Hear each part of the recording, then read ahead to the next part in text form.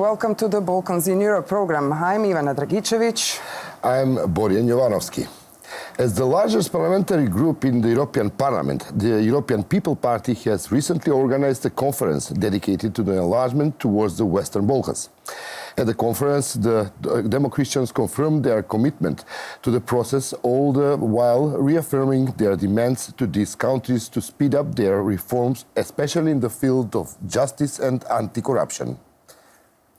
However, despite these commitments, the increasing trend of authoritarian tendencies among the governments in the Balkans is obvious. At the same time, tendencies among EU governments linked to the EPP, such as Hungary's Viktor Orban.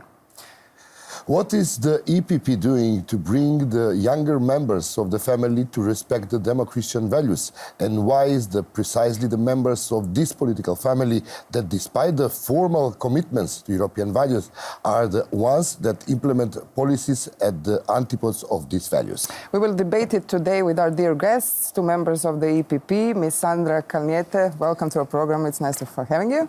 Glad to be there. Mr. Eduard Kukan, our friend from the EPP. Thank you for inviting me. And our colleague, Radio Free Europe's correspondent in Brussels, Mr. Rikard Jozwiak from Poland, who knows the relations inside the EPP and the processes in the Western Balkans in Europe very well. Welcome. Thank you. Please. Well, my first question, despite all commitment that you have declared in the last conference and in all occasions, and your willingness to share the democratic and Demo-Christian values with your younger sister party in the region of the Western Balkans, we are facing an obvious trend of authoritarian tendencies and rise of so-called non-democratic values, of the values which are completely antipode of what you are having in your ideology as a Demo-Christian party. So what's your explanation of this kind of paradox? We have a lot of debates in our group about the real reasons why there is such a strife and deviations from the main line, which always has been and will be EPP line. One of the reasons, of course, is linked to the economic crisis we went through, and also to the danger what we are facing with uncontrolled migration and also other elements. And I personally, I am against this practice which is in the Union to name and shame, because I believe that those who, by their vote, elected government as they elected, they have that right of choice, and they also have to bear the responsibility and consequences. One of the about asks, as I say, for European Union and also for EPP is not to estrange our member states, but to bring us closer and to be more united in face of challenges what we all are facing. And but I have to interrupt you, but yes. Must the core values do they have to be respected at the end? You know, human rights, media freedom. United on some platform. We have our instruments with whom we are dealing. There are diplomatic channels, how we speak between us. There are political consultations. There is Venice Commission. There are Council of Europe, which deals with all these issues, and that is the proper way how we address them. But there is also responsibility of political elites of the countries. How do they lead? How do they enlarge the understanding of democracy, of democratic values, of Christian democratic values in proper nation? And this is something no one from outside can do. I know it by my own experience in my own country. But what Ms. Kalniete said, people vote and let them, respect their democracy. Some will argue Putin was also, elected. But some No. We are talking about your family. Yeah, I mean, what fair are the criteria that of the... is the condition. But when we talk about Macedonia, what can you say about fair elections and the situation in Macedonia? We just talked about countries of European Union. We now I understand we're jumping to Macedonia. Western Balkans. And that is another issue. Where, you know, in 2015, we adopted, I would say, one of the longest resolutions we ever adopted, where we analyzed the situation in in Macedonia in detail, really with enlarged view on everything. And there also are suggestions, and there also are recommendations what has to be done. And as to the fair elections in Macedonia, EPP always has stood that there is a rule of law and it has to be obeyed by every participant of the electoral process. Isn't it so? Yes. Yeah, okay. So, Mr. Kukan, you have experience on your mission in the Balkans. So what's your comment on our question? EPP fails somewhere with younger sisters, or? Where did we fail? I would like to answer your question that what are or how we are defending or presenting the values of the EPP within the European Union, freedom of speech, freedom of media, fair elections, fight against corruption and organized crime, and so on and so forth. Yes, as Madam Kalniete said, and as I mentioned it in this studio in our previous conversations, we maintain constant contacts with our party. You call them younger party, or I don't know, brother party or sister party, or whatever. And at different levels, we are speaking about what we believe in EPP and what are the main European values. Starting with the chairman of the parties, and also it goes down to the officials of the parties. We organize some seminars for them when we are discussing these issues. So it's a permanent work. And one more answer which you didn't ask. I would say that EPP is very active in working with sister parties in the Western Balkans. There is no doubt about your intention. We are asking about the results out of this intention. No, but if you okay, you have two EPP Richard, MEPs as here, an observer, a journalist observer. I mean, I've worked with EU for 10 years, been a correspondent here for a long time. I know EPP very well. It's a party I respect a lot. But there are certain things about EPP that I think we should know as well. I mean, the EPP is what I would call a big tent party. Sort of similar to we have in the Republicans and Democrats in the United States. In a big tent, you fit a lot of people and a lot of family members like Donald as well. Trump now in the Republicans In camp. a sense, I'm not saying that anyone here is a Donald Trump, but. But we have other Trumps in Europe. It's a big tent party where you have lots of great fathers and mothers and brothers and sisters and cousins. But you also have a few neighbors that are part of the family as well there, now and then, that the EPP sort of somehow know that they're there, they're useful, but they don't really want to push them away from the big tent because EPP is a party in power. Has been for a long time. It is the natural it's the natural ruling party here. You know, you look at Donald Tusk, you look at Juncker, look at Barroso before that. The EPP are everywhere and they are very good at what they're doing. But in order to be in power, in order to be the biggest party, sometimes you have to endorse people who you might not agree with to 100% or even a 50%. And especially when it comes to the Western Balkans, for example. But also, if you look at the EPP parties in Georgia and Ukraine, some of them, I think they've been a bit reluctant sometimes to criticize. I'm thinking of Saakashvili in Georgia, I'm thinking about Tymoshenko at some point in Ukraine, but also now Gruevski in Macedonia. Sometimes the EPP would have just been better if they were true Europeans instead of just a big party. We are jumping all the time. We are jumping from the inside of the union and EPP in the union, and then on the EPP and outside. Sandra, that includes Orban as well, by the way. But then I began my explanation. I hold in my mind the situation in Poland and Orban, but then I just realized that I have to jump to Balkans. But what I would like to say, EPP really does not need to be the biggest party and the power parties from our neighborhood. That is a sort of mission work what we do, because we really want to propagate the Christian democratic values and to learn them and how to learn the compromise culture. It's not one-day task. That's a long, long process. And I see it by what happened, let's say, in Baltic states. In the beginning, we had, 12 parties in the parliament. Now we have 4, and this is a very healthy process. But we never pushed outside from the parliament any of the party.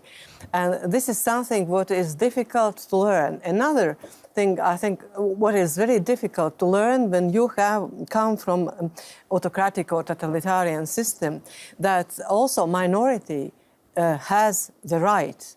And that is something very basic in European Union, that we are operating, taking into account the interests of minorities, just to enlarge compromise as large as possible. And I hope that it includes also not only understanding and the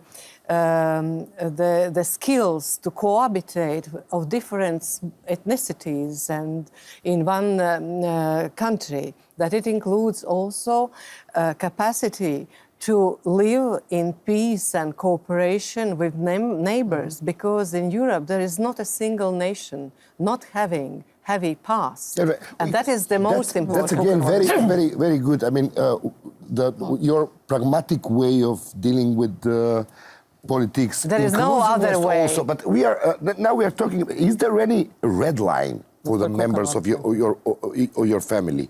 Because I guess, of course, compromising, but I guess there are some certain red line that shouldn't be crossed. Of course, and like basic human rights, freedom of speech, corruption, rule of law. And you have stressed on the conference. And it's the same thing, you have in the EU Enlargement process. You have to respect the rules. Question.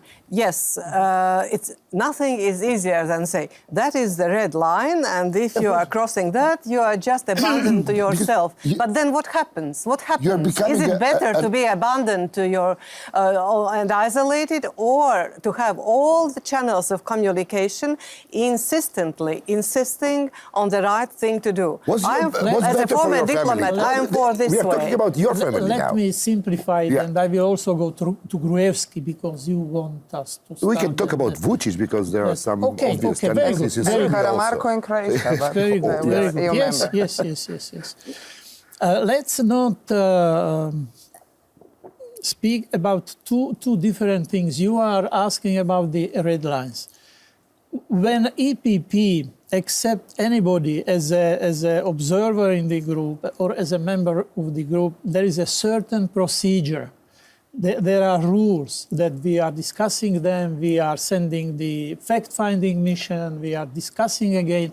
And when this long process, for example, Srpska napredna stranka Vučić, we are in that process. No shortcuts, no favors. It has gone the full length, the whole process. So what are the main criteria if you're talking about the process of becoming a member? We mentioned them several times. Really, European values, freedom of speech, freedom of expression, the fair and democratic election, fight against corruption and organized crime. Okay. These are the basic European rules. But when they really fulfill, and believe me, it's a tough process with them. We have very long and very deep discussion with them. When we really think that they fulfill it, then we vote, and they become members of the family. So then, when you are telling us that what are your red lines, those red lines were discussed during the process of accepting them into the group. Concerning Gruevski, I want to mention very quietly that also thanks to the cooperation of EPP with Gruevski, Prešino agreement was signed. He signed the agreement. But now it's Prešino agreement, as you said, your troika, it's almost dead. Yes, we moved 1 year back. Okay. You are right. But please, that was the failure of 4 political parties, that they couldn't find the agreement. Don't say that it was the Gruevski's fault. I wouldn't accept it. because simply there were 4 signatures and 4 of them could not agree. So it's a setback. We are not progressing. We are not moving forward. We moved back. So we are 1 year back, and now all the process has to repeat. But we are not giving up. And now really, it's serious that before the voters' register is really properly prepared, before the reforms in the media, before there was these 3 things which have to be done when Gruevski has to deliver on it. Because now there is government of UMRO and DUI, as it was before Prigozhin. No, not to talk about Macedonia. What about how can we help you that you are most efficient in order to spread Christian democratic values? That is a question for you. No, I mean, any comments on what yes, because once again, Mr. Kukan and Mrs. Kalniete, they talk a lot about what happens when you becoming a part of the family. Yes. But still, I don't think sufficiently you answered what you deal with problem makers inside the family. Yes, because you pass the test, you're an EPP or an EU, and then you act like Orban. We're all here parents, I think. You know that in parenthood, as in politics, we deal with sticks and carrots. That's what you do in the EU as well. So now I have seen lots of carrots. I mean, you have been so engaged in Macedonia the whole time, bringing the Prigozhin agreement into shape. Now, Vembro has been one of them, I would say the main culprit that is not working. Where is the stick? And what is the EPP about to say about this? Because where is the stick now? We do not prefer to use publicly the sticks. We prefer to use sticks in private. In private, yes. You spank your kids in private. We can be very tough when we speak with our sister parties tête-à-tête. I can tell you something. Nikola Gruevski attended, maybe it's 5-6 months, the meeting of EPP political group. He had a very difficult time, I can tell you. Very difficult time. And he had to listen to many very critical remarks. It was not a relaxed... Why you are not going publicly with this kind of debate? It's it would make you more credible as well as the EPP, I think. That's really a democratic value also, to go publicly, to debate publicly about some important issues. We are much more oriented to the result, because the agreement which was signed a year ago, that was a result. Are very much unfortunate, as we know. That step back, it's not only in Macedonia. In many countries where the situation is difficult, you proceed small steps and then you are pushed back and so on. But that requires a lot of patience. I know it's not publicly very sexy to say that, but this is the only realistic approach to the policy. And I also would like to raise another issue, that the Macedonians themselves, they played quite remarkable role in the bringing up all these issues we are debating here. People went out to demand justice, to demand a fair, against corruption, fair elections, and this is the way how democracy works. If they would not strongly stand on that, then probably there still would not be any negotiations and any movement. But going back, Mr. Kukan, to what you said, you said that you had Mr. Gruevski in the room. He heard lots of bad voices from everyone. Everyone was very upset with him. But in the end, did you get a commitment from him that, yes, I will clean up the voters list. Yes, I will let the special prosecutor do her work unhampered, being able to employ the people she wants to employ.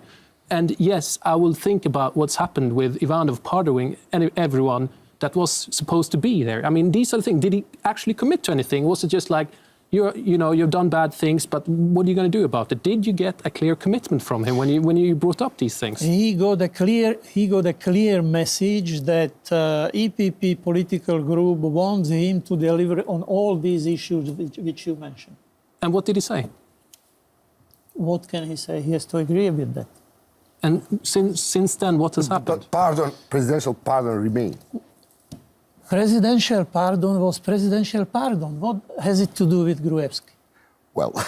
And with EPP. Tell me, what has it to do with him? That you have he told me that they were surprised as well, and he gave me several arguments for that. he was also pardoned. I understand that the politician who was pardoned in Macedonia is not a good politician. It's not a good perspective politician. So you have to be pardoned in order to be a good politician? No, on the contrary. On the contrary. On the contrary. You are not taken may I seriously shift when you go from presidential one pardon. personality to more basic issue?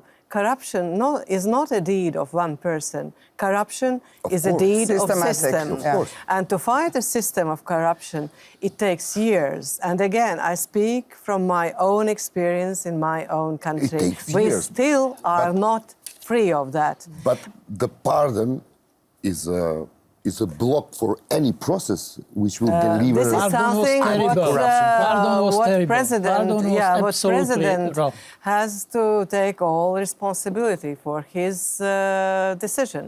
And I would say that this is also up to journalists and also to Macedonian people to make strong opposition to that sort of actions.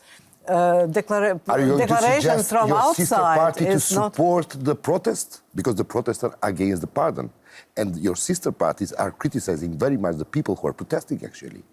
Blaming them Very that they bad. are working for Soros. What else I can say? American, Very bad. American conspiracy and all, you know, That is very the well. easiest way to do, and it's very bad that they still So it are in means that they mentality. are not against the pardon. That's Yeah. my question.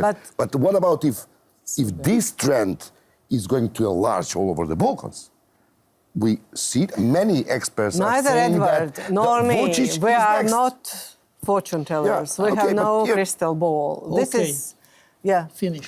Yeah, and that, to make such a generalization, it's extremely preposterous, I You would have say.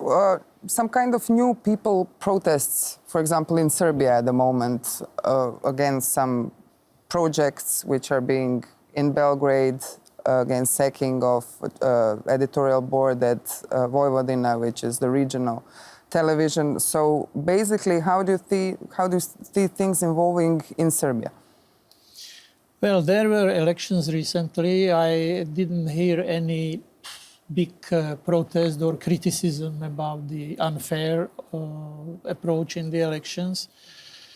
I am looking forward to see the formation of the government.